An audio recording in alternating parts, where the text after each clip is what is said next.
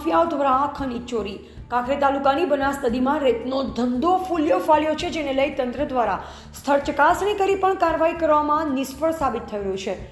ભ્રષ્ટ અધિકારીઓના પાપે ઈમાનદાર અધિકારીઓ બદનામ થાય છે। તાલુકાની સિહોરી બનાસ નદીમાંથી બિનઅધિકૃત રેત ઉપડી ગઈ। આ તો ગુજરાતમાં ચાલે ભાઈ, પર લીઝનો પરવાનો અમુક જગ્યાએ આપવામાં આવ્યો નથી। કાંકરેજ તાલુકાની બનાસ નદીમાં તો પણ ખુલ્લે આમ ગાડીઓ ભરાઈ રહી છે। માત્ર ગાડીઓ પકડીને સંતોષ માનવામાં આવે છે। ગાડી કયા ચીલા ઉપરથી ભરવામાં આવી છે તે કેમ તપાસ કરવામાં આવતી નથી। લીઝ ઉપર ગવર્મેન્ટે કેટલું ખોદું તે પણ દર્શાવવામાં આવે છે। ગવર્મેન્ટનું રૂલ્સ લગભગ 3 થી 4 મીટર ખોદવાનો હોય છે, તો અધિકારીઓ લીઝ ઉપર જઈ કેમ તપાસ કરવામાં આવતી નથી કે કેટલું ખોદ્યું છે।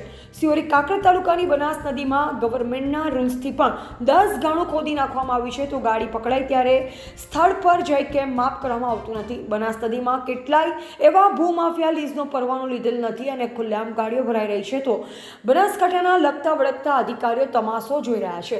મોનિટરિંગ સેલ ગાંધીનગરે રેડ કરવાની જરૂર છે। જો મોનિટરિંગ સેલ રેડ કરે તો કરોડોનો મુદ્દામાલ પકડાઈ શકે।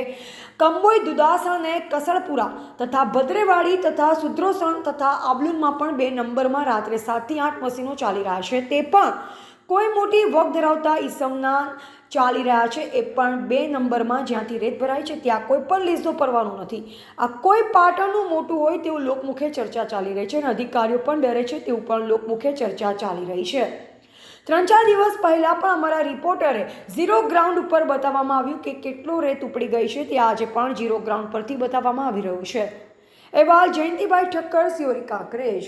બનાસકાંઠા જિલ્લાના કાંકરેજ તાલુકાના બનાસ નદીની અંદર અહીંયા કોઈ લીઝ પરવાનગો આપવામાં આવેલો નથી અને રેત લગભગ 100 ફૂટ જેટલા ખાડા કરી અને ભૂમાફિયાઓ ભરી લઈ ગયેલા છે। કોઈ અધિકારીએ તપાસ કરવામાં આવતી નથી।